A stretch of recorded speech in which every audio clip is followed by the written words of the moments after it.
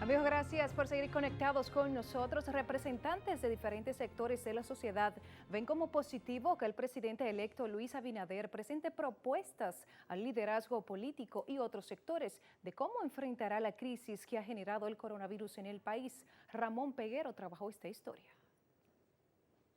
Cada una de las medidas para enfrentar el COVID-19 que llevará a cabo a partir del 16 de agosto Luis Abinader deben ser consensuadas por todos los sectores sociales. Así lo entiende el presidente de la Fundación Justicia y Transparencia.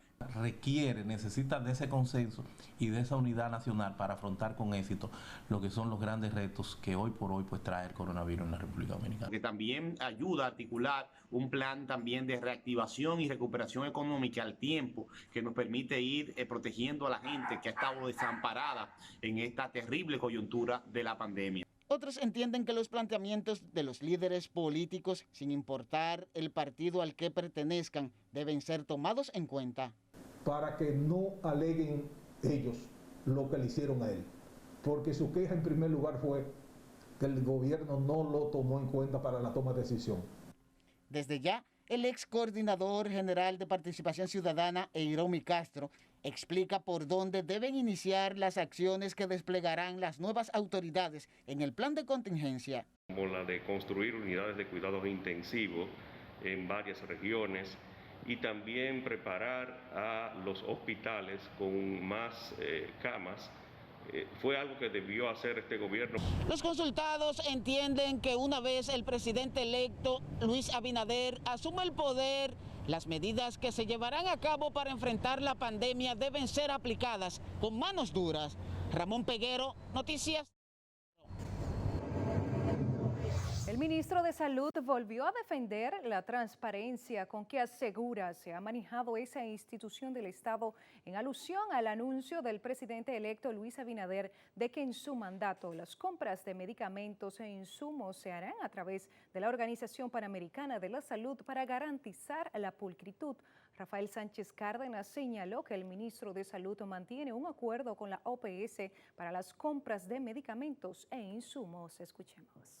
Bueno, yo creo que la transparencia depende de la honradez de cada quien y no es verdad que se puede asumir que todo el Estado dominicano responde a irregularidades o falta de transparencia.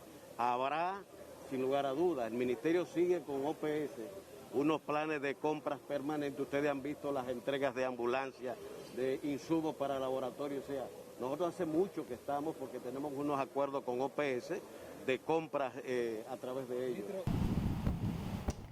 El ministro de Salud negó además que el sistema sanitario haya colapsado por el repunte que han tenido los casos de coronavirus en los últimos meses. Reiteró que el desborde de los contagios se ha registrado luego de la reapertura comercial y el proceso electoral. Mientras el director de la Policía Nacional lamentó este miércoles que las personas apresadas durante el toque de queda sean puestas en libertad sin ninguna consecuencia, arruinando la labor que realizan los agentes para prevenir el COVID-19. El mayor general Ney Aldrin Bautista Almonte se quejó de la conducta de ciudadanos que desafían a las autoridades sin medir las consecuencias de sus acciones. No, lo primero es que nosotros lo detenemos y no pasa nada. Tenemos el dueño del colmado que está bebiendo y cuando lo sometemos, al poquito rato está suelto sin ninguna consecuencia. Y segundo, lo que estamos viendo que cuando nos llevamos preso al dueño del negocio, el vecino del lado compra 4 tanques, lo llena de cerveza y de hielo y comienza por la ventana a vender. Entonces, ¿cómo que vamos a resolver este problema? En otro orden, el director de la policía aseguró que sus miembros están preparados para hacer frente en cuanto a la seguridad a los efectos que provocaría en República Dominicana el potencial ciclón 9. De su lado, el diputado por Santiago del Partido Revolucionario Moderno, Ulises Rodríguez, llamó a las autoridades a actuar de forma inmediata en esa localidad para enfrentar el COVID-19 al asegurar que la ciudad corazón está arropada de casos. Esperamos que las autoridades sigan tomando en común acuerdo, como estamos en transición, con las anunciadas autoridades, se tomen medidas urgente, señores, y que también la población actúe con prudencia, porque hay muchos barrios donde vemos que la gente no se está cuidando, la falta de conciencia y también que las mismas autoridades pues cumplan con su deber. El dirigente político le preocupa que ahora a los embates de la pandemia se sume el impacto de un fenómeno atmosférico cuyos efectos se comenzarían a sentir la madrugada de este jueves. Señores, el presidente Danilo Medina inauguró este miércoles de manera oficial la central termoeléctrica Punta Catalina, la cual aportará unos 752 megavatios brutos al sistema eléctrico interconectado. Conectamos en vivo con nuestro periodista Osiris Mora desde Baní con más detalles. Osiris, buenas tardes. Gracias, buenas tardes. Y a solo 17 días de culminar su gestión presidencial, el mandatario Danilo Medina inauguró hoy estas dos plantas a carbón de Punta Catalina a un costo de 2.340 millones de dólares, obra que inició en el año 2014. El administrador general de la termoeléctrica, Jaime Aristi Escuder, resaltó que esta planta eléctrica constituye un aporte importante a la reducción del déficit financiero del país y un ahorro en la compra de energía. Punta Catalina ya es la principal fuente de electricidad del CENI. En los meses de mayo, junio y julio ha suplido alrededor del 30% de toda la demanda de electricidad. La presencia de esta central en el mercado eléctrico ha logrado reducir significativamente el precio del mercado spot, beneficiando las cuentas financieras de las empresas distribuidoras de electricidad. Asimismo, informó que los terrenos de Punta Catalina, 1.300.000 metros cuadrados, los cuales eran de propiedad privada, fueron adquiridos por el Estado dominicano. Esa plusvalía es otro beneficio directo para el pueblo dominicano de un activo que se encuentra localizado en un terreno que, y lo anuncio hoy al país, ya es propiedad de la Corporación Dominicana de Empresas Eléctricas Estatales. Tal como lo recomendó la Comisión de Notables, el terreno, vuelvo y lo repito, ese 1.300.000 metros cuadrados es propiedad del pueblo dominicano. De su lado, el vicepresidente ejecutivo de la Corporación Dominicana de Empresas Eléctricas Estatales, Rubén Bichara, destacó que gracias a Punta Catalina, el 45% de los clientes está en telemedición. Ya no tenemos titulares de primera plana por los incumplimientos con los generadores y la consecuente interrupción del servicio a gran parte de la población. Ahí mi reconocimiento al ministro de Hacienda, que siempre estuvo presto a tomar las mejores decisiones para dejar todo eso atrás. Bichara señaló también que con la inauguración de la planta quedaron atrás los denominados Black Cow. El presidente Danilo Medina estuvo también acompañado de varios ministros, entre estos el de Defensa y director general de la Policía Nacional. Aunque fue inaugurada este miércoles, Punta Catalina ha estado ya generando energía eléctrica desde hace ya varios meses. De mi parte es todo lo que tengo, ahora yo retorno a los estudios. Muchísimas gracias, Osiris Mora, por tu reporte desde Baní. Continuamos con este tema, y es que el presidente del Partido Revolucionario Moderno en Santiago, Andrés Cueto, calificó de desafortunada la inauguración este miércoles de la planta Punta Catalina, tras asegurar es la cuna de la corrupción del actual gobierno. Que Punta Catalina ha sido muy cuestionado. Esa es la reina de la corrupción de la administración saliente. Creo que es muy desafortunada lo que ha hecho el presidente de la República hoy.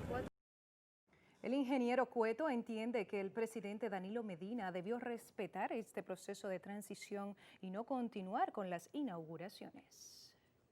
En otra noticia, el reto de las nuevas autoridades de educación será crear los mecanismos para que pueda impartirse el año escolar en medio de la pandemia del COVID-19. Así lo informó el ministro de Educación, Antonio Mirabal. Como nos cuenta Wendy Hill, Roberto Furcal, quien asumirá ese cargo a partir del 16 de agosto, asegura que ya tienen una propuesta. Determinar qué pasará en el año escolar 2020-2021 se ha convertido en un gran reto para las autoridades entrantes debido al comportamiento de la pandemia del COVID-19. La incertidumbre se apodera sobre todo en los padres de los estudiantes ante el dilema, por un lado, de proteger la salud de sus hijos y por el otro, la preocupación por su aprendizaje. El ministro de Educación entiende será un gran reto para el próximo gobierno, considerando que habría que modificar incluso la fecha que se habría aprobado para el reinicio de la docencia. Nosotros contemplamos en el protocolo iniciar el 24 de agosto, siempre y cuando las condiciones sanitarias del país lo permitieran. Las condiciones se han agravado, lo que significa que obligatoriamente habrá que observar esa fecha. Pero desde ya el designado ministro de Educación busca alternativas para tomar una decisión acertada y en ese sentido asegura que ya tiene lista una propuesta, pero que se conocerá en los próximos días. El país va a conocer de cambios dramáticos, de cambios y transformaciones fundamentales en materia de educación. Fulcar garantizó una revolución total en términos tecnológicos en el proceso enseñanza-aprendizaje. En esos últimos días, diversos sectores se han sumado a la propuesta para el inicio del año escolar. Wendy Gil, Noticias, Telemicro.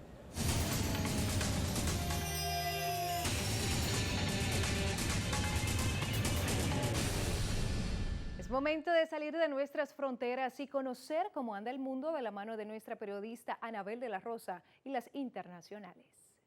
Iniciamos en México, que ya supera los 400,000 casos de coronavirus después de que su Secretaría de Salud registrara 7,208 casos nuevos.